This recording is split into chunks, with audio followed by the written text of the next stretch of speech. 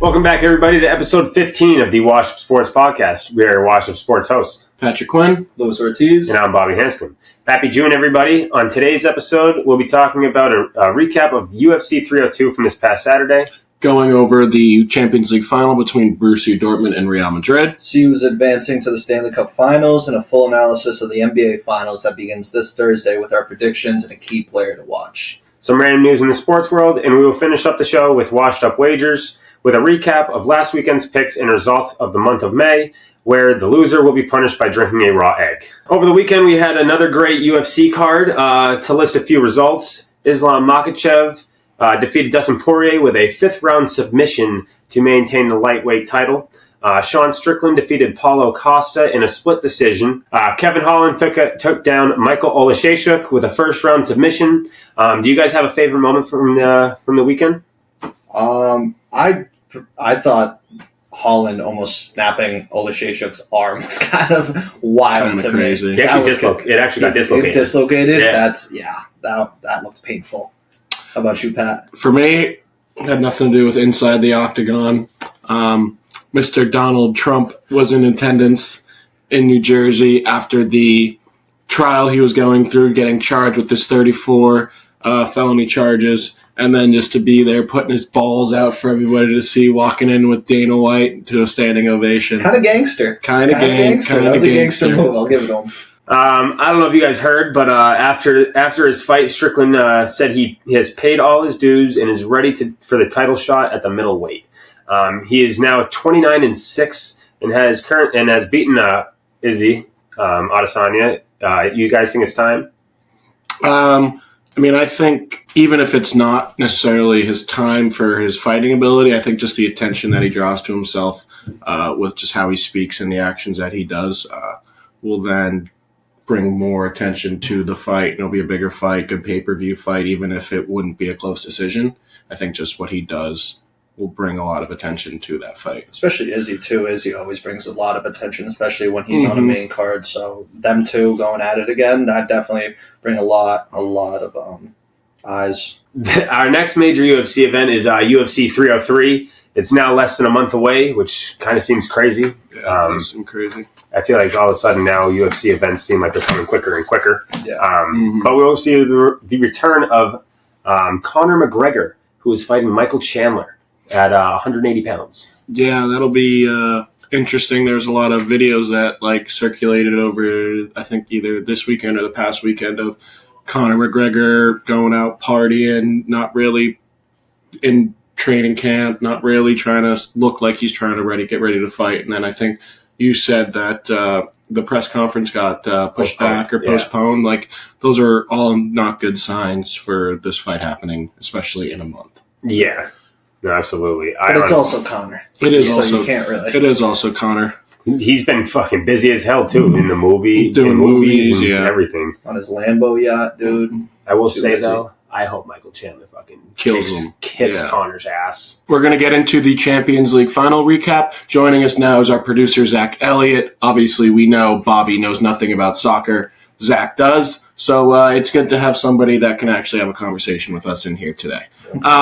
Let's get right into it. Yeah. This past Saturday was the Champions League final. Very interesting game. Real Madrid ended up winning 2-0. 2 second-half goals, one by Danny Carvajal off a corner kick in the 74th minute, and then Vinicius Jr. in the 83rd off a bad turnover by Borussia Dortmund. Borussia Dortmund definitely outplayed them in the first half, creating crazy chances. Probably should have been up a couple goals. Counterattack was working, had a fair amount possession. Fulgret hit the post as well. They were definitely the better team in the first half. Just Real Madrid knows what to do when it comes to Champions League games. What do we think? Did Real Madrid deserve to win this game? The deserving team, I felt like, was Dortmund. But, experience, especially in the Champions League, experience always wins. And, Real Madrid 14 times before their win. Now, their lineup just completely... I called Dortmund countering Real last episode, saying that they'll make good of the mistakes that Real plays. But they did, but they just didn't capitalize. Yeah, but Real did capitalize, and that's where the experience kind of got to them. I think Real Madrid had no business winning that game. No. I mean, for the first hour plus, it was a snooze fest in terms of what Real Madrid was doing. Like, they couldn't. I watched, obviously the whole game, but the entire first half, I don't even think they registered a shot on target. They might have had like one or two shot attempts that weren't even anywhere close to goal. Jude Bellingham got locked up. Yep. Tony Kroos was dropping so far back in between he usually plays as a holding midfielder. He was dropping in between the center backs. He was dropping like 20 yards behind midfield, trying just to get a touch on the ball. Borussia Dortmund was playing it so perfectly on the defensive end. But a big talking point before the game was Courtois going to be the man to start in goal. Mm-hmm. He did. Made some huge saves, as you talked about on when Dortmund had counterattacks. That they had a kid on the left wing there. Adeyemi. Yes, he got free a few times, but his first touch kind of let him down in the box. Couldn't score. And then 74th minute, as you said, Dani Carvajal, the smallest guy on the fucking field, gets a free header in the box. Beautiful header, too. It was great header, but honestly, he didn't even make a run. He just made a 2-yard check to the ball, flicked it on, and it went in like that. That and the mistake in the back where they passed it right to Bellingham at the top of the box. He laid it off to Vinny, and he scored. Like, two unacceptable mistakes that you cannot make in any game. Especially against Real Madrid. Especially in a Champions League final. But to answer your question, Real Madrid did not deserve to win that game. The longer that game, like we talked about, like the countless chances that Dortmund had in that first half and not being able to get one, like the longer that game was 0-0, you just knew that Madrid was going to eventually do something. I mean, they had too much star power on that team, or Dortmund was going to make a mistake, and that's the difference between Dortmund and Real Madrid is when those mistakes happen or when those chances come to be, they don't fumble it. They're gonna make sure they take it and they take it well. And that was completely different. They scored on every chance that Dortmund gave them. Dortmund had multiple chances. Courtois made a couple of good saves, but like we talked about, that Adeyemi, big touch around Courtois, took his angle away, and then Fulkrug hitting the post. It's like you get those chances in the Champions League final, you have to make those count, and they did not, and that's why Real Madrid has won their 15th Champions League. But just like how Dortmund was providing more excitement in that game than Real Madrid with all their star power. Like, I was looking forward to seeing Jude Bellingham stand out, like Vinny Jr. Against his old team as well, Jude Bellingham. Vinny Jr., who they were calling in the pregame show. I believe Thierry Henry and a bunch of the other guys were calling Vinny Jr. the best player in the world. Yeah. All of a sudden, I was like, okay, we'll see what happens. Like, didn't really have an imprint on the game. Rodrigo did nothing. Their whole team was basically held in check, aside from Dani Carvajal. He won man of the match and had one of the better statistical ratings after the game as well. But I just wasn't excited. It didn't feel like a Champions League final. The most exciting thing for me in that game, actually, was the Lenny Kravitz pregame show where he fucking rocked out. Oh, the concert. But that's just been, if you've watched Madrid in the Champions League this year, that's just how they've played. Like the last few years. With Man City, they were like, okay, Man City, you're going to have possession. You're going to create and do what you want. Then we're going to get you on your mistakes. Get you on the counterattack. Same thing with Bayern. Like we talked about, like Bayern was up in the series, was doing well, and then all of a sudden, out of nowhere, last couple minutes, mistakes from Bayern, Hoselu, then they get through. Like they just have this recipe of understanding how to win these kind of games and how to win these tournaments and be there in the end. Hey, I guess I expected more from the big name club with all those star power. I completely agree, but it's just weird. Like if you go back to, I feel like the last 3 or 4 Champions Leagues, they've been just so boring. Like last year, Man City won 1-0 with a Rodri goal. Like they're so afraid to make that mistake. They're trying to stay so tight in the back, and then it's like even a couple years ago it was 1-0 again. Was it Chelsea? No. Chelsea beat Man City 1-0 a while ago, and then Liverpool lost to Real Madrid 1-0. So it's like these Champions League final games, the star power's there. It's just they don't want to be the one to make the mistake. They're just on their heels. They're very cautious the entire time, and that's just what happened. Like you said earlier, Real Madrid's 15th ever Champions League title and the 6th in the last 11 years. Excuse me. The next closest team has 7 Champions League trophies. I believe that's Bayern? AC Milan. Milan. AC Milan. They completed the La Liga and Champions League double. 10th straight win in a European Cup final. I think they haven't lost since, the 50s? Well, 40s? I mean, ever since, Cruz, Modric, Carvajal, Nacho have never lost a Champions League final. They've been in 6. They've won all 6. Yeah. And Cruz had 1 before he got to Madrid. With Bayern, So yeah. Cruz has 6, but only 5 with Madrid. And then those other 3, Modric, Nacho, and Carvajal, have all won 6 with Real Madrid. Their coach, Carlo Ancelotti, has now won 5 as a coach. Toni Kroos, like you said, has 6, 5 with Madrid, 1 with Bayern. Carvajal's second ever Champions League goal in 88 games. That's crazy. That's nuts. Last Champions League goal came back in 2015, so he's been 9 years. Hey, good time. Good time to score. Game-winning goal, too. Also assisted by Cruz in his last ever game. I'm going to put something quickly with that. He could have the summer of his life right now, right before he retires. Wins La Liga, wins Champions League. He's back in the national team, can go out on top winning the Euro as well, and then just hang up the boots forever. That's just riding out into the sunset. I mean, he said when he announced his retirement that he promised, 1, he would he wouldn't play for another club besides Real Madrid, and 2, he would retire at the top of his game. So if that's not the top of your game, there's not much more. There's not much more you can do. But Ancelotti was saying we hope he changes his mind and comes back. But he's only 34 too. I know, which is kind of crazy. But I mean, you see it more and more now. Players retiring, at least from international duty, earlier and earlier because it's just so much on the body. I personally don't like that.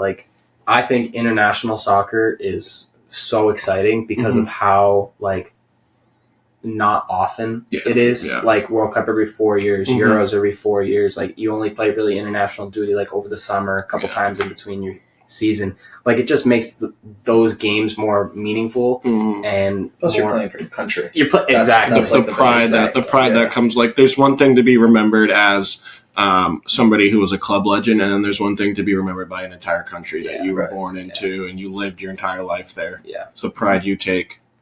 Well, as we just mentioned, we have plenty of exciting soccer coming up this summer with the Euros and the Copa America starting in less than 2 weeks now. We'll get into those on one of the next week's episodes. Hey guys, well, I'm back. I just want to add one quick thing to that soccer segment. Why the fuck was Joel Embiid out there during the pregame? Because he's a big soccer fan. He is a big soccer fan. But it could be anybody, and you choose Embiid. Did I see that Draymond was there? Draymond was also there. Also, hold on. It was a TNT. CBS, well, the CBS one was Joel Embiid, but Draymond is a TNT employee, and it was a TNT sports broadcast. Okay, so that makes sense. But Embiid doesn't. Also, how long ago do you think they asked Embiid to do this? Because they knew he wasn't going to play in the finals. Good point. They asked him on Twitter. I mean, I was doing it during the podcast. I mean, if we're being honest, they probably would have asked Luka because Luka played for Real Madrid growing up. So, but obviously Luka can't get that. So probably they got somebody else that enjoys soccer. That's a big name. Yeah. But he's got there's been some videos of Joel Embiid where it's you can see him juggling with the basketball and he has fairly good skills. He does. All right, no, I would love to see Draymond Green fucking juggle a basketball or a soccer ball. You couldn't. You'd get so pissed and just punch somebody and then be suspended. He would get suspended for the rest of his career. He'd be the next Luis Suarez, just biting people. Now from the soccer world to the hockey world, sad week. New York Rangers are out. The dumb Florida Panthers of Sunrise, Florida, where they don't even know what the fuck hockey is, are back in the finals again. 2 years in a row. Well, what are we going to do? President's Trophy still lives on. Kurt is saying. President's Trophy curse still lives on. Sorry. I just, whatever. It happens. But on the other side, the Edmonton Oilers defeated the Dallas Stars in 6 games as well. So now we have a finals matchup of the Florida Panthers and the Edmonton Oilers. Edmonton was down, I think, was 2-1 in the series, made it 2-2. Then 3-2, and then 4-2. Connor McDavid kind of took the team on his back and showed everyone why he's the best player in the What a world. filthy power play goal he had. Yeah. That was gross. Hey, can you say that whole thing again? What? What a filthy. What a filthy power play goal he had. It was gross.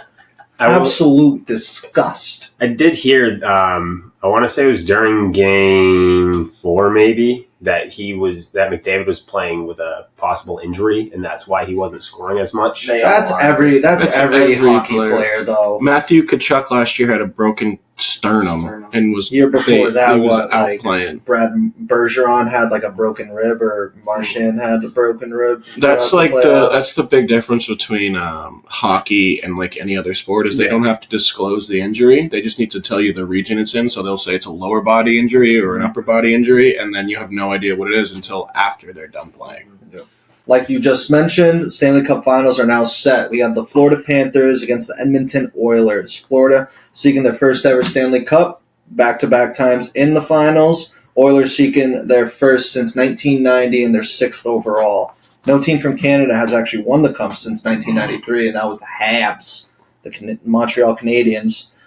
Florida in their third ever finals. Oilers' first finals appearance since 2006. They have 2,540 miles between Edmonton and Sunrise, Florida. It's the longest distance between Stanley Cup final opponents in NHL history. The series begins Saturday, June 8th. We'll have a full analysis of the series on Friday's episode, along with our predictions. It's kind of funny. It's the most northern team versus the most southern team. It's like literally Miami area of fucking Florida, Yeah. and then up like way above Montana in Canada. It's absolutely It's insane. eon away. It's a 7.5 hour flight Holy between shit! the two, Holy plus the shit! time difference. That's worse than fucking here to Cali. No shit. And then also You just go like this. You're going. It's this. still 6. Yeah. It's 6 hours though to can I give California. you guys two things? Sure, go right ahead. So first, Game 6 last night, Oilers Stars. Oilers Only had 9 shots. 10. 10 Got shots. outshot 35-10, Yeah. and they won the game with 10 shots. They scored twice in the first period, and then Dallas had 35 shots. Wasn't it They- Dallas's like best offensive game in the Yeah. playoffs? and they just couldn't score. Well, and the goaltender for Edmonton was their weakest link. Mhm. Skinner was Remember when whatever. Pat said You he was did. the worst? You goalie did in- say out of the in final rest- four, he was the worst. Which is the That's truth. true. It's the Should truth. have hammered the Oilers after that. Yeah, right. No, you should have hammered the Oilers after fucking lady was flashing her tits everywhere. for That the is world to true. see, dude. That is true. They didn't lose. They didn't skip a beat after that. They were They some did nice not. tatas too. I'm not gonna lie. They were a nice piece. Look at the rack on that chick. See that. Second thing I wanted to say, Oh. and we can move on after this, is Florida currently minus 130 to win the series. Edmonton Plus currently 105. plus 110. Ooh, I saw 105 earlier today. All right, let's move on to probably the biggest event in sports right now, the NBA Finals. Our last episode was right before Game 5 of the Mavs T-Wolves series last week, so Mavs obviously won the Western Conference Finals and advanced to the NBA Finals, where we saw the Mavs crush the T-Wolves, led by 30 points for honestly most of the game. Luka started off with 12 of their first 16 points, was 5 of 5 from the field, shooting fucking 36-foot jumpers. Unreal. It was like the Phoenix series, 2 years ago Yeah. when they went to Game 7 in Phoenix and they were destroying them. Yeah. That was when Chris Paul hit a shot. Bang! Chris Paul hits the shot. Only So down by devastated by 42 40. now. He's in college, a second-round pick, and Paul gets a triple. Chris Paul is Luka and Kyrie each had 36 last game. The NBA Finals start later this week with Game 1 between the Boston Celtics and the Dallas Mavericks in Boston this Thursday night, 8:30. I hate that these games are starting at fucking 8:30 because I'm the an old finals, fart. dude. I don't care. Oh my God. I'm just saying I'm an old fart, so I'm hating it. This guy's But- 2 years older than us. But he's going to be asleep at halftime and have to figure out what happened at the game in the morning. Pretty much, dude. Celtics, they're the 17-time champion. They're going back to their second NBA Finals in the last 3 seasons. The Dallas Mavericks are in their just third ever Finals. It's first since 2011, since they beat the great Miami Heat team, and they're seeking their second title. Let's talk about some storylines for this series because there's so many of them. Like Kyrie coming to Boston, Kristaps going back to Dallas after leaving them a couple years ago. We all know as Celtics fans how we feel about Kyrie. Honestly, fuck him. Fuck him. Kyrie. I will say though, since joining the Mavericks, I have started to. He's become likable. I started to like him again. We're just gonna forget that he was a fucking dick asshole for what did he do? 7 years. What did he do? He stomped on Lucky, saged the court, flipped off the fans, and you're starting to like him as a Celtics fan. I didn't say. I said you're starting to like. I will change it here. Watching Kyrie Irving play basketball is beautiful to watch. Yes. Okay? Not saying Kyrie as a person or what Kyrie has done in the past, but watching Kyrie Irving play basketball at this level is very entertaining. He also promised to come back to Boston and then join KD and Harden in Brooklyn. So yes. That's why we also don't like him. Yeah, exactly. What else we got, Bill? Then we have Kristaps, obviously, like I said, going back to his former team where he played with Luka in the Mavs for 3 years, and that duo didn't work out. I actually heard that Luka and KP used to fight all the time. KP obviously always wanted to demand the ball more. Luka said, "Nah, fuck that. This is my show to run," which is fine. It's Luka. Now they have one of the best duos in the league, in my opinion, with Kyrie and Luka. But the Celtics have been without Kristaps for the last, honestly, feels like fucking 2 months, where it's been honestly fine, where he's been able to get healthy with his right calf strain. Celtics are 9-1 in the postseason without him, so they clearly haven't really needed him much. But in this series, I honestly think they will with Daniel Gafford and Derek Lively. Well, it's finals. We need all hands on deck. PJ Washington. Absolutely. Kristaps averaged 20 points per game, 7 rebounds, 2 blocks, 51.5% from the field, 37.5% from three. We also have the young stars of Jason Tatum and Luka Doncic going into head-to-head on the biggest stage. A lot of people have a lot of feelings of who's the best player. They'll be getting to showcase that during this series. Both have led their teams in points, rebounds, assists in the entire playoffs. First finals matchup ever featuring guys who have led their teams in those categories, which is actually insane. It's a crazy stat. Yeah. Celtics coach Joe Mazzulla is the youngest coach ever to reach the NBA Finals since Bill Russell in 1969. So I shouldn't really say ever, but this is for him. Mavs coach Jason Kidd is seeking to become the 8th coach to win a title with the same team he's ever played for as a player. Both teams will also have a full week's rest ahead of this series, which is, like I said, for Kristaps, fantastic. Mm-hmm. What storylines are you guys looking forward to watching play out?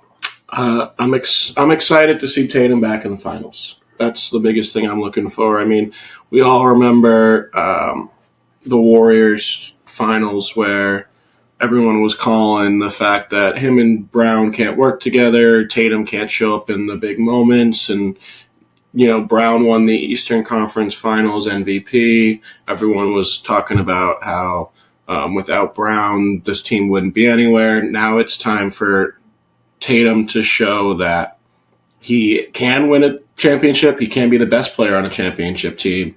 And if this isn't the best opportunity, I don't know what would be. They're healthy. They haven't had to play long series. There's no reason why they shouldn't be just ready to go and just show why they had the best record in the NBA, why this two can work for a long time, and it's going to be exciting to see. Can I say one thing real quick? Yeah, go ahead. Do you think Jason Tatum has to win the Finals MVP? Yes, I do. So, my thing, I agree with everything you said except for that. Why is the pressure on Jason Tatum? I don't think I think he just has to keep doing what he's doing. Because he's so good at what he does and he's in Boston. Steph Curry 4 rings, one Finals MVP. And it was the last one. Yeah. Because it's Boston. I understand that, but Tatum's 26? Mm-hmm. And none of these other guys were winning championships until they're 28, 29. It's just the Boston. So here's I want to say to add on to what you were just saying with that, in the finals against the Warriors, Tatum averaged the exact same points and rebounds and shooting percentages as everything as LeBron did in his first ever in 2007 when he played the Spurs. So I'm just, for me, I'm not saying Tatum has to win it. I'm just saying for them to win the series, I think he has to be the best player. You know, I don't. I really don't. But not being the best player not necessarily means scoring all the balls. But being that guy. But like if he can can average between 25 and 30 points, and then have the 11 to 12 rebounds is what he's doing, and then the 6, 7, 8 assists, like that's because Derek White's going to have a game, Drew Holiday's going to have points, Kristaps coming back in is going to score, and even like Jaylen Brown. Like I'm not saying Tatum has to go for 40 every night. I'm saying he has to be the best player on that team, which then lets him see that, okay, now he'll get the MVP trophy that comes along with it. Got it. I agree. I truly think a big storyline would be, obviously, we haven't had Kristaps in 5 weeks. Mm-hmm. How are we going to? Yeah, we've been playing well with him, and the entire regular season we've been him in our lineup. It's an erection lineup, honestly. Boing! Literally an erection lineup. So we have the Warriors' death lineup. Now we have the Celtics' erection lineup. Oh yeah. But it's just, I think a big thing is how is he going to play in the finals? First ever finals. How is he going to respond after coming back, missing those 5 weeks, especially when the Celtics were so hot while during his absence? He's going to play a big role. That's a big role for us. I was listening to KG and Paul Pierce talk about that earlier today, and they both were like, honestly, no. Like, I don't think there's Kristaps is going to have any rust, and I don't think he's going to really worry about his calf issue because he like we've said, he's been off for 5 weeks. He's actually honestly been healthy for probably a week and a half. Mm-hmm. Like if you guys saw the video of him going on the bike, he was going 120%. So it's like, and then now they're playing 5-on-5 in practice. So it's like he's getting the reps in and being able to be like, all right, what can I do with my calf right now? And that's I kind of agree with what they said. So I think that he'll be fine. I think Kristaps offensively doesn't need to be a hero. I think defensively is more important. We need that presence in the paint. Al Horford, he's going to work his tail off, but there's a difference between being a 6'9" Al Horford and then like a 7'3" Kristaps Porzingis with the wingspan. Like rebounds, blocks, closing out shooters, like that's where I think it's going to be the biggest impact to have him back. To support your point, I don't think anybody has to be a hero on offense for the Celtics except for like Tatum and Brown. Like all the other guys have to do is just make open shots. Yeah, play their role. I think that's literally it. The biggest, I think, also the Celtics when they get into trouble is when they want to play one-on-one basketball. Yeah. Let Brown, let Tatum do their thing, but don't just force that. Like allow them to play, spread the floor, do what we do best that got us this record. I think the big thing is just like in those first 5 minutes of game one, we have to move the ball. Mm-hmm. If we get into the one-on-ones, that's when we start crashing. And defensively, honestly, like I loved what OKC did with Kyrie and doubling him and forcing to have him not have the ball. I feel like that's honestly what the Celtics are going to honestly. Because if not biased here, obviously we're all Celtics fans, but if you told me that if you took Tatum and Brown out of the situation and Luka and Kyrie out of the situation, who do you have more faith in? The Celtics role players? Celtics. So that's, you know what I mean? Absolutely. Like you do as best you can to eliminate what Kyrie and Luka can do, which is extremely hard because they are both playing unbelievable right now. Mm-hmm. But you take those two away as much as you can. The role players don't necessarily intimidate me as much as when you got Kristaps shooting, when you got Derek White, you got Drew Holiday, when you have Peyton Pritchard or you have Hauser, whoever it may be, like they're more dangerous in that, in my opinion. You know, honestly, like I liked what both of you guys said, but honestly, like you said, Celtics fans, Kyrie coming back to Boston. Mm-hmm. How loud is it going to be in the Garden for games 1 and game 2? How many fuck you Kyrie chants are there going to be? I think every time he touches the ball. Mm-hmm. Yeah. Honestly, I agree. This is going to be a fun series. It's going to be so loud in there. Celtics fans, they have to be smart though. Like you don't want to piss off Luka. Yeah, right. We can go at Kyrie as much as we want. We've been doing that before, but don't give Luka that extra motivation. Don't give Luka that extra inch, right? Because Kyrie, he did it to himself. He deserves this, but we don't need Luka getting that extra and then just dropping 45. Yeah. Pat, as you just said, with the role players, so I'm going to kind of go off of that. Obviously, we both know that both teams are very star-powered. Who do you think besides JT, JB, Luka, and Kyrie, who do you think needs to step up in this series? So I'm not going to say step up. I'm going to say continue what he's been doing. It's just Al Horford. I think as we've watched, they're allowing Al to shoot the three, right? They're gonna allow him to shoot the three, and he needs to consistently make it. If he's gonna be taking 6, 7 threes a game, he's got to knock down 4. He's got to knock down 3 or 4 because that's gonna be huge. Because then they got to think, oh, maybe now I do have to play him a little bit more, and that just opens up space for everybody else. He's gonna be in a more limited role as he was playing all year off the bench. When he gets those opportunities, he needs to give us a good 12 points maybe off the bench, which would be huge. I agree. I got 2, but my main one would probably be same like you said, not kind of step up, but continue what he's doing, would be Drew Holiday. Drew Holiday, he's been in the finals before. He's won a finals with Milwaukee. To me, in my opinion, kind of the most valuable player in that Eastern Conference series against Indiana. I think a big thing is how is he going to handle guarding Kyrie, guarding Luka, because he's our defensive guy. Yeah. And also a big thing with the Celtics too, when we get in a drought, we can't score the ball. And I think Drew did a great job whenever we kind of lost the momentum in the Indiana series. He would just go up and get a bucket. And I think that's a huge thing. And my second one would be Sam Hauser. He is not the best 3-point shooter in the regular season. Did not shoot well in the Eastern Conference Finals. We need him to knock down. We need him to knock down some threes. I agree. For me, since you guys pretty much took everybody on the Celtics, I already honestly had Mavericks players anyways. I had 2 guys. It ain't Derek Jones Jr. It ain't Derek Lively. My 2 guys are Maxi Kleba and Tim Hardaway Jr. Dude, the guys that are, like I said, if we double Kyrie, someone's going to be open. And it's going to be those 2. Those 2 are going to be the guys who are knocking down the threes. And if the Mavs want to win this series, it has to be these guys knocking down jump shots. And they're just getting Kleba back and healthy. I wouldn't be shocked if I see the Celtics go to a little bit of a zone as well. Yeah. It worked in the Indiana series. They were confused by it.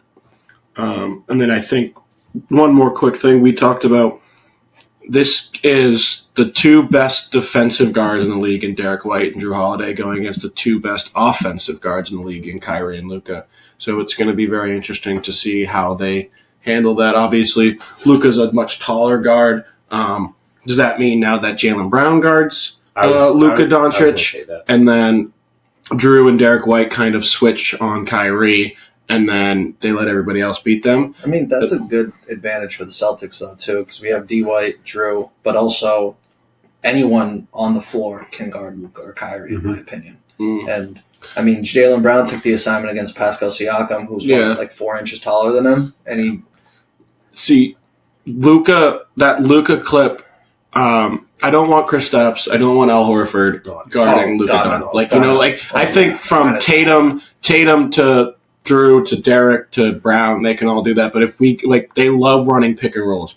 When you pick, right, you send somebody up with Kristaps, you get Kristaps on Luka, it's going to be like Rudy Gobert all over again, right? So we have to do a good job of, if we switch, there needs to be a double there for somebody else to beat you. Don't give Luka that chance. Yep. I agree. So it wouldn't be a finals preview without our predictions, obviously. So let's take off our Celtics hats for a minute. I'm going to put mine back on. Lewis, you've been high on the Mavs this whole postseason. Who do you think is going to win the series? How many games? And who's going to win the Bill Russell Finals MVP? I've been high on the Mavs. I'll be honest with you. Yes, they've been playing exceptional, but higher on the Celtics, man. The Celtics, everyone just wants to diminish what they've been doing, and they just absolutely been dominating from regular season throughout the entire playoffs. I have the Celtics going in 5. I think they'll clinch it in 5. My MVP, Jason Tatum, has to. I feel like if they would get through, like you said, he has to be the best player. I got the exact same thing written down. I have the Celtics in 5 and Jason Tatum with my MVP. I mean, we just talked about it. Celtics are better on paper. Celtics have the home court advantage. I think the biggest thing for the Celtics is they need to make sure they win both games at home. Yep. They can't do a split like they've always done. Game 1 good, game 2 bad. You know, like we got lucky in the Indiana series. Should have lost game 1. Like we have to make sure those 2 games at home. We need to make sure those count. Mm-hmm. I think the Indiana series really helped us with like crunch time because also like the Mavs have kind of proved they can play in crunch time too. So, and I think they win in 5. He's the best player. Celtics in 5. Jason Tatum MVP. Yeah, I got also Tatum MVP, but I got Celtics in 6. I think the Mavs are too good of a team to not win 2 games. Mm-hmm. Like I said, with Kleba and Tim Hardaway Jr., I think they'll at least have one good game from them. You really have a hard-on for Kleba right now, and I've never heard such a monstrosity. It's because this. I've never heard he's never talked about this ever. It's because before. his 3-point shooting and Look at Sam Hauser's 3-point shooting this year. What did he do in Game 6? He didn't make a single 3 though. Didn't he attempt 4 or 5? Whatever. That's besides the point. What I'm saying is Billy Hot Takes is all back again. What I'm saying is. You guys are like you guys are saying. You double this pick and roll. The guy in the roller is going to get the ball. That guy in the corner is going to have to slide over and guard him. Yeah, but kick out. You're going to he have doesn't an open even 3. start, does he? No. You got P.J. Washington. You got Derek Jones. You got Daniel Gafford. You got Derek Lively and PJ. He's going to play. I'm not saying he's not going to play 20+ minutes. But it's like saying the X factor for the Celtics would be like Sam Hauser or Luke Cornett. For me, that's not even the jaw-dropping one. Tim Hardaway is the more jaw-dropping one because Tim Hardaway hasn't been playing at all. He's been hurt, Max too. Kleba has been back in rotation. Tim Hardaway had played, maybe 1 or 2 games, significant minutes in the Western Conference Finals. Yeah. All I'm saying is if they have a good game in one, at least one game is all I said. If they have one good game, they can take one. But Celtics in 6. Let's wrap it up here. Reminder, Game 1 is this Thursday night. We'll update you as the series goes on. One more thing to add. This is actually the first time that the Celtics have been favored in the finals since 1986 with the Larry Bird squad. They're minus 210 against the Mavs, but I'm pretty sure I saw a graphic. Didn't they have a graphic that the Celtics were a 90% chance of winning against the Warriors? At a certain point in the series, I think it was after Game 1, though. But that's still Game 1. That's not the series. I remember after I want to say it was Game 3 or 4 where they should have won that game and they didn't because of it. Yeah. All right, let's hop off the court here. But as we always do, we're going to talk about some random and notable headlines around the sports world this week. Let's start in basketball. I guess we'll hop back on the court, my bad. But Sacramento Kings have extended their head coach Mike Brown through 2026-2027 season. He was the NBA Coach of the Year 2022-23, helped the Kings snap their longest playoff drought, now making $8.5 million a year. That's a good paycheck. Good paycheck. Good paycheck. I like that. The Pistons fired GM Troy Weaver after the worst record in the NBA for the past 2 seasons. And still can't even get a first overall pick, which I don't understand. Drew Gordon, brother of NBA champion Denver Nuggets forward Aaron Gordon, died in a car accident last week. He was 33 years old. Accident occurred in Portland, Oregon last Thursday. Played 9 games for the 76ers in the 14-15 season. Played G League ball as well as several countries overseas as well. Also, he was a former McDonald's All-American, played in college at Arizona and New Mexico. Did he play there with Aaron? I have no idea. I don't think she seems much older than Aaron. Okay, 33. Aaron's probably 30 maybe. I don't know. I don't even know. I think Might be late 20s. Yeah, I think he's late 20s. Yeah. Last bit of basketball news from me comes from the WNBA. The W. Indiana Fever star Caitlin Clark, as everyone probably saw on social media, received a cheap shot from, I think this is the first time I've ever heard her name, but Kennedy Carter of the Chicago Sky over the weekend.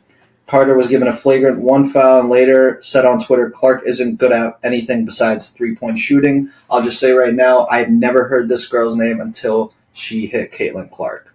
So she was not relevant until she made that. The best part about it is they lost the game, too. Yeah, they lost. Chicago lost the game. Also, why are they going so hard at Caitlin? She's the one that's giving them, private jets now and all this money now. And I mean, I guess I'll ask you guys, how is the league or even her teammates just allowing this to happen to her? I feel like the Fever, with such a big name going into your squad, you already know she has a target on her back. Where's the enforcer? Also, Aaliyah Boston? Yeah. Nothing? I was going to say, like, if, like, say, obviously, like, this is different, but, like, if we're all on a pickup team, right, and we're playing ball, and you get cheap shotted, I'm running my ass over there, and I'm doing whatever to help you out. Like, Caitlin's got none of that, and it makes zero sense to me. This is the WNBA's golden egg. Like, this is their everything. This is the Indiana Fever's golden egg. Like, it's the girl that got them their charter flights. Sold out arenas, games on ESPN all the time, televised, celebrities going, and it's like every other team's going to take their best shot at it. You got to expect that. That's just how competitiveness is. But it's like the lack of competitiveness by her teammates, not getting pissed off about that or not trying to get even is the issue here. It's you got to protect this because this person is going to bring you more money, going to bring you more sponsorships and things like that. And if I'm her, I'm looking at my teammates. I'm like, fuck you guys. You're not even out here trying to protect me. Right. Yeah. You know, and then it's a bigger thing in the whole graph of the WNBA. This keeps up. Caitlin's just going to go somewhere else and play? Is she just going to stop playing and you're going to lose this golden egg like we talked about before? It's like the whole LeBron thing coming into the league. Like you can't fuck this up. Yeah. There's a video of like Smush Parker and Carlos Boozer saying kind of the same shit, like, oh, he's in high school, like no one in the NBA that's come right out of high school is really dominated, but KG did that. Mm-hmm. But like they're like, oh, we can't do this, and then comes out and fucking dominates. So I'll add my 2 cents. Caitlin Clark seems like a nice person. Like she's a very humble individual. All the interviews she does, she's like never trash talking anybody. No. Like even the whole thing between her and Angel Reese in college, like she came out and said like she wasn't doing the you can't see me thing to LSU. That was a celebration they've done all year. Yeah. Like she doesn't even trash talk or nothing. They just like they're just jealous of what she's done. Yeah. That's what and they're coming after her. Also, my second thing is watching First Take earlier. Stephen A. Smith made a good point. The 3 of the 4 highest viewed WNBA games this year have been Fever games, like with over a million average viewers. The other players on the court should be using that as an opportunity to make something good out of their name, whether it's dominating the game, scoring, having a good game, like doing something good rather than doing that. And then the tweet by her after, like, how does Caitlin Clark do nothing but shoot threes? Like, she's literally the best player we've ever seen. Also too, it's like with Angel Reese saying like, oh, I don't hate Caitlin Clark, this and that, but like you said earlier, like stood up and clapped when she got knocked over and ever since even college, and it's like all she does is say. I've got no issues with that though, because rivalries in sports are a good thing. But she's not saying that she hates her. She's saying she's fine. She likes her and everything. She doesn't. We all know she doesn't. But why not come out and just say it? Because it's just the way she wants to portray herself. We got no issues with the rivalries. It's just like your point you made exactly. Like that when you're playing against Indiana Fever, you have an ability to showcase how good you can be instead of now the entire world thinks you're a fucking piece of shit. How about Angel Reese standing up and clapping when Caitlin Clark got hit? So I'm clearly having an issue with that. Yeah. But then when she got taken out the other day by Alyssa Thomas on the Sun. Yes, I did see that. She was like, "Oh, I'm totally cool. Like, I'm good. Like, it's part of the game. It's part of the game." That doesn't even make any sense. She's just brainless. Yeah, they're all brainless. Moving on. All right, done with that topic. Done with basketball. Over to the Diamond. Speaking of Diamond, the Diamondbacks. Ace Zach Gallen is on the 15-day IL with a strained hamstring. Removed after throwing just 6 pitches in his start last week.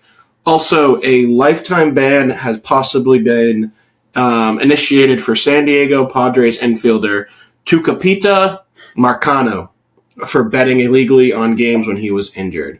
So it happened a lot more in sports. Just going to be a normal occurrence now. Big topic, big talking point. That's what it is. 34-year-old veteran shortstop Jose Iglesias made his return to the MLB last week, has played in over 1,000 games in his career for 6 teams in 11 seasons, signed with the Mets, played first game in almost 2 years on Friday, went 1 for 4, was called up from the AAA team in Syracuse. So you're telling me a dude that hasn't played in almost 2 years is now playing in the MLB again? I guess so. That's how bad the Mets are. Mets are real bad this year. Wow. Really cool play. Saw the other day. Cincinnati Red shortstop, who's supposed to be the future of the Cincinnati Reds, Ellie De La Cruz, won a game last week after a relay throw from the outfield at left field to the shortstop. It's a rope. Gunned it in. His missile. Yeah. Absolute snipe. They said he threw it at about 93.3 miles per hour. Play at the plate wasn't even close. This is his 11th time throwing the ball over 90 miles an hour, according to StatCast. Third most by an infielder behind O'Neal Cruz of the Pittsburgh Pirates and Mason Wynn of the St. Louis Cardinals. Boy's got an arm. Mason Wynn surprises me on that. Yeah. Throwing over 90, yeah. Dude's got an arm. The Cubs also, this is not a stat you want, have 27 outs on the base path this year, most in the MLB. The Cubs coach, third base coach, Willie Harris, took blame for the bad send in the loss. 1 out in the bottom of the ninth, sent Nick Madrigal home from first after double down the left field line by C.S. Suzuki. Run would have tied the game. Reds ended up winning 5-4. Lastly, the best team in baseball, the hottest team in baseball. For you talking like this, I hope you win a fucking World Series, because if you don't, I'm shitting on you so hard. Say it right here. Okay. Lastly, the best team in baseball, the most exciting team in baseball, the best pitching staff, the best hitters from 1 to 9, from 1 to 6. The Aces don't even have Garrett Cole back, and we're 42-19, 7-2 on the West Coast road trip. The New York fucking Yankees. Watching. I hope you, like I said, if you don't win a World Series, I'm going to. We already have fucking 27. When was the last time we won one? 11? Oh. 09? Oh, even worse. Oh, I'm sorry. Oh, are we living in the past now, buddy? You just said you had 27 World Series! That's the past! But you're talking about it like you guys didn't fucking only have 5. Oh my God, Pat. You only have 5. Hey, let's keep it rolling here. I can count all yours on my fingers. So why are the Yankees relevant right now? How many have you won since you've been alive? 3. Okay. Nice. Yeah, I have. Why are they relevant, though, Pat? Why are they relevant? Well, because they have the best fucking player in baseball. And his name's not Shohei Ohtani. His name's not fucking Mookie Betts. His name's not Freddie Freeman. R.I.P. Ronald Acuna. Sorry for your knee. Who fucking cares? They got Aaron Judge, okay? Everyone was saying, oh, Aaron Judge is going to have an off year. He started off fucking slow. Now every time he hits the fucking ball, it's going to the moon. It's going to the fucking moon every time. Aaron Judge is batting .371 with 14 home runs in the month of May. You know who else? You know, he won AL Player of the Month. You know who also won AL Pitcher of the Month? Oh, yeah, Luis Hill with the 6-0 record and a .7 ERA. You know who won it for the NL? Chris Sale. You know who he used to be on? The Boston Red Sox. Hey, let's get back in. Snap it back in here. Okay. Aaron Judge. He just loves coming at me for no fucking reason. Snap it back in. Aaron Judge is now leading the league with home runs, with 21 home runs, 48 walks, a .658 slugging percentage, and a 1.075 OPS. Second in doubles with 18, fifth in RBIs with 47. His teammate, Juan Soto, who you wish you had, is not far behind. Third in the majors with .322 batting average, also tied fourth with 17 home runs, and tied second with 53 RBIs, trailing only Judge in slugging and OPS. Won the game Sunday, a 2-run home run in the ninth to lead the crazy comeback. Boy, is it good to be a Yankees fan.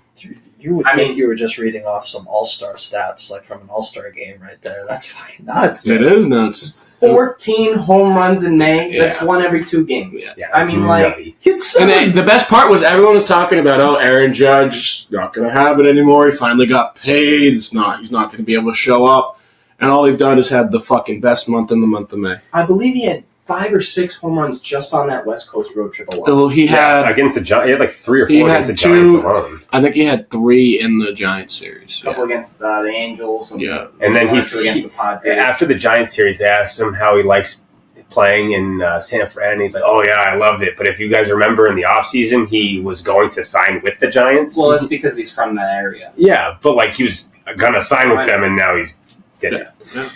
My intriguing stat after all that you just said, Shohei Ohtani this year has a 19% barrel rate. So he's like off the barrel, like making solid which is contact. really good. 100th percentile Okay, so best of best. You know what Aaron Judge's is? Like 20. I'm going to say 28. 29%. Holy shit, that's fucking crazy. You know what makes it even better? Garrett Cole starts his rehab assignment tomorrow. Just the Cy Young pitcher getting back on the best rotation in baseball. Who the hell are you picking for MVP right now, though? Judge or Soto? I'd take Judge. I'd say... I mean, my Soto pick from earlier in the episode is kind of looking good right now, so we'll keep with Soto, but Judge is fucking... I think it should be Judge, dude. 21 bombs, bro. That's insane. Let's go, Bill. All right, some news in the football world. Star wide receiver Justin Jefferson has agreed to a historic deal, the highest paid non-quarterback in NFL history. He signed a 4-year, $140 million deal with $110 guaranteed, $88.7 million at signing. Deal goes through 2028 season. Can I borrow a mill? Shout out to his agent, dude. What a fucking deal he just got. He's the best receiver in the NFL, so... Expect those numbers to come down, though. Yeah, with JJ? Yeah. Well, Sam Darnold for first year, probably. I'd say probably first half. As I called a couple weeks ago, news broke today that New York Giants are expecting tight end Darren Waller to retire. Can we even call him a New York Giant? He was fucking awful on that team. He's an artist now. Is that what we're calling him? Oh, God. Bro, cheated on Kelsey Plum, got divorced, and now he's starting his rap career? Yeah. The Washington Commanders have cut kicker Brandon McManus, who is facing a sexual assault lawsuit. He was on a 1-year, $3.6 million deal. He allegedly assaulted 2 women on their plane in London last year. Supposedly there was weed and alcohol that was involved. That's what they're saying, and that's not allowed on the team planes. I've heard stories of that all the time. Yeah. Like Taylor Lewan and Will Compton talk about that all the time on the planes. And also, why the fuck is it just coming out right now? Yeah. That's just what this, like, I'm not saying he didn't do it, but this is what pisses me off. The fucking trip to London was 6 months ago. Yeah. Talk about it then. Because I feel like it's because like people are too like self-conscious about coming out and speaking about it. The Buffalo Bills have signed Olympic gold medal wrestler Gable Stevenson. Stevenson. Mm-hmm. He's 24 years old. Has never actually played football at any level. He's a former dominant NCAA wrestler. They're really that down bad to fucking do that. I think they're going to pull him at like defensive tackle or something like that. He won he's a 2-time national champion, 3-time Big Ten champion at Minnesota. He's the 2-time Don Hodge Trophy winner, meaning it's a Heisman of wrestling. Won a gold medal at the 2020 Tokyo Olympics in freestyle wrestling. Bills head coach Sean McDermott was a champion high school wrestler. I actually had no idea about that. He believes Stevenson has potential to make an impact on the practice squad in 2024. Signed to a standard 3-year rookie deal. He's a 6'1", 275-pound, expected to play on the D-line. Was previously signed by the WWE in 2021 before being released earlier this month. Wow. I mean, what do they got to lose? You know, it's like the same thing with the Chiefs signing the fucking rugby player. Yeah, and think about it, too. Like, wrestling, too, has this, like, they have such a good technique about, like, taking guys down and stuff, so it's like that could definitely help on a defensive end. I mean, I don't... it doesn't work out. It's not the end of the world. It does work out. You look like a fucking genius. You know? Mm-hmm. It's always interesting to see, like, 2 sports cross paths and then having someone go from a different sport and play in that, you know? But... couple more random news headlines. July 20th boxing fight between Mike Tyson and Jake Paul has been postponed due to Tyson having an ulcer flare-up. New fight date is expected to be announced on July 7th. Tyson scaling back training to rest and recover for a few weeks, but will resume training soon. This has been a sanction as a pro fight. 8 2-minute rounds contested at heavyweight with 14-ounce gloves. Tyson, 57, hasn't won a pro boxing match since 2003, so over 2 decades now. Fight will feature large gap in age in pro boxing history. Tyson will be turning 58 on June 30th, and Paul is 27. Fight will be live streamed on Netflix. Another news, a young golfer took the world by storm over the weekend at the United States Women's Open. 15-year-old Asterisk Tally, what a name. God, bless her parents. Made the cut and finished tying 44th while shooting a +3. She's 15. That's Her crazy. name's Asterix. Her brother's ampersand. Excuse me? Just kidding. It wouldn't surprise me with her name being Asterix. Asterisk, can you put an asterisk down? Dude, are you kidding me? She received low amateur honors. Her name was trending on social media all throughout that. Lastly, the Birmingham Southern, who I brought up last episode, was sadly eliminated from the D3 College World Series. The walk-off win saved the season on Saturday, but lost 11-10 to Wisconsin. Whitewater, wow, what a name, on Sunday. A reminder that their school closed on May 31st after 160 years due to financial failure. The 26th record since school announced closing. I will add to that. They actually, because they couldn't get like hotels and stuff, they actually had to do funding for them to get out there, and they raised $100,000 just to be able to go out there and play. Hey, I will have hats off to Birmingham Southern. hats off, man. They actually a little other step. Bald. I believe our producer Zach told me about this, but their first game in the World Series, they actually lost to my alma mater, Salve Regina University. Really? Yep. And then beat Denison. They beat Denison to go into the World Series, which is our buddy Max's school that he went to. No Yeah, shit. that was in the Super Regional. Yep. To get there. No shit. It was just made official today, but Real Madrid are set to announce the signing of Kylian Mbappe, 5-year deal, $16.2 million a year, 150 million euros sign-on bonus. With a So that no means, money Pat, transfer fee. that's kind of good news for you. You might be getting Kylian Mbappe in 5 years, 5-7. Does Man United always get Real scraps? Just because, or it was the other way around. They go from Man United to Real Madrid. Was it? I mean, Ronaldo went from Ronaldo Man did United both. to Real They did. Madrid back, but then Casemiro and Rafael Varane went from Real Madrid to Man Yeah. United. That's fair. Before we close out, some random news in the sports. How could we forget? We got to give a moment of silence for our recently eliminated playoff teams: Minnesota Timberwolves, New York Rangers. Sorry, Pat, and the Dallas Stars. Thank you. And scene. Love you, Igor. All right, to finish off the episode, we have washed up wagers. Here's a recap from last episode and the slate of May 31st and June 1st. Pat finished the month of May in first place with a 17-4 record. He is 31-11 over the last 2 months after going 2-1 over the weekend. His winning picks were the Phillies, who beat the Cardinals 4-2 on Friday, and Sean Strickland, who beat Paulo Costa by decision on Saturday. His losing pick was Connor McDavid to have 2+ points on Game 5 on Friday. He only had 1 assist. Lewis finished the month in second place with a 10-10-1 record. Let's go, baby! After going 1-1-1 over the weekend. Bobby Bobby Bad Bets is back again. Finish. Sorry, I was hyped. Anyways, his win last week was Islam Makhachev, who beat Dustin Poirier. His loss is Tyler Sagan over a 0.5 point in Game 5. He didn't have any. Well, His obviously. push was over 8 runs in the Guardians-Nationals game on Friday, which finished 7-1. I finished in last place, going 8-12-1. I suck after going 0-3 on the weekend. My losses were the Diamondbacks, who lost 10-9. Oh, look at that! Who bet the Diamondbacks in the Put it on the Diamondbacks counter. D-backs. On to the Mets on Friday, Jake Ottinger to have over 27.5 saves on Friday. He had 26. Over 1.5 rounds in a Kevin Holland fight. He submitted them in the first round. I'm sorry, though. Bobby Bad fucking Bets. Look here. Bobby Bad fucking Bets, okay?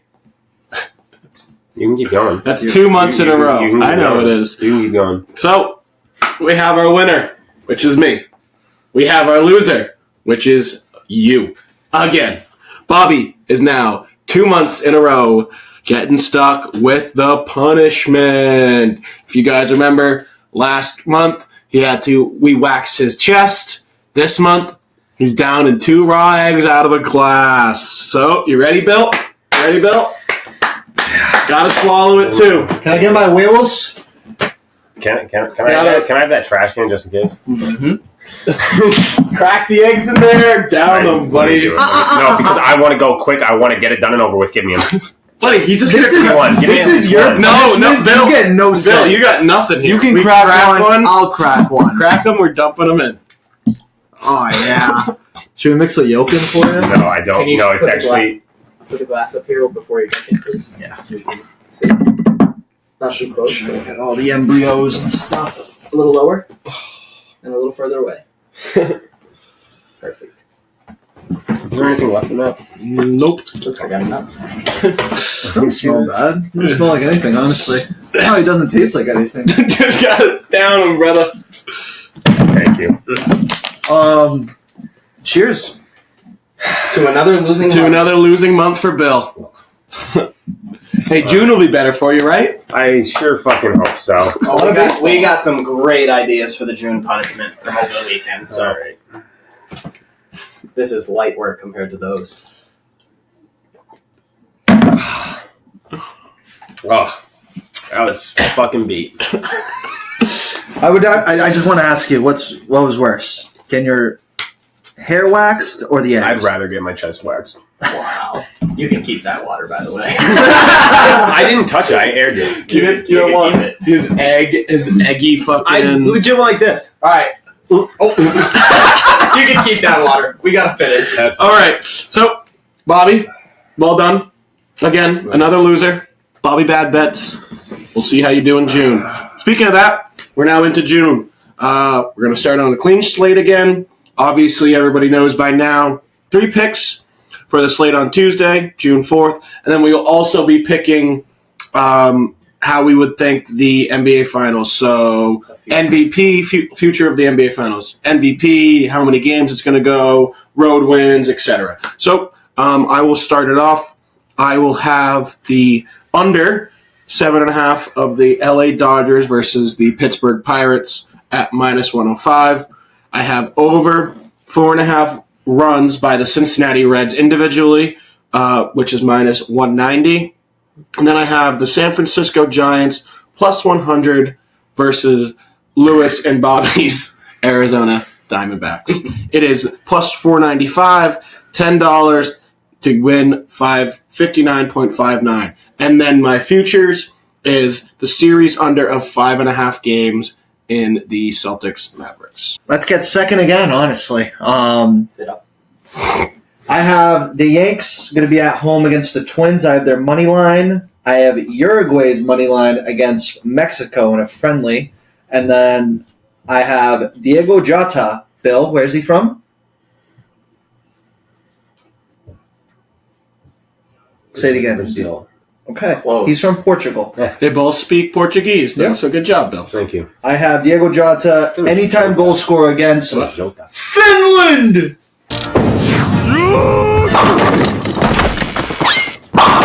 You okay, Patrick? That 3 picks is going to be a +733. $10 wins you 83.32. All right. Bill. And sorry. Oh, In my futures, I chose the Celtics -1.5 games against the Mavs at a +100. So what does that mean? Like they win the series. so they win like 4-2 or Yeah, if they win 4-1. 4-2. Yeah. Okay. So for me, my shitty picks. So probably everything's not going to hit again. I got the Cubs money line versus the White Sox with the hometown rivalry. The White Sox are so bad, but I hope they win. It's probably going to happen. I have the Dodgers money line versus the Pirates with Tyler Glasnow on the bump. And I have the dog shit of a team, the New York Mets money line versus the Washington Nationals. Oh, so 2 dog shit teams. Yeah. That is +284. It is $10 for 38.46. And my future bet is the number of road wins in the Mavs versus Celtics series to be 2. That is +205, $10 to win you 30.50. Thank you, everybody, for joining us for episode 15 of the Washed Up Sports Podcast. We release our new episodes on YouTube and Spotify every Tuesday and Friday. Like this video, subscribe to our channel, give us a follow on Instagram, Twitter, and TikTok. Our usernames for those can be found in the description below. Thanks for watching, and as always, stay washed.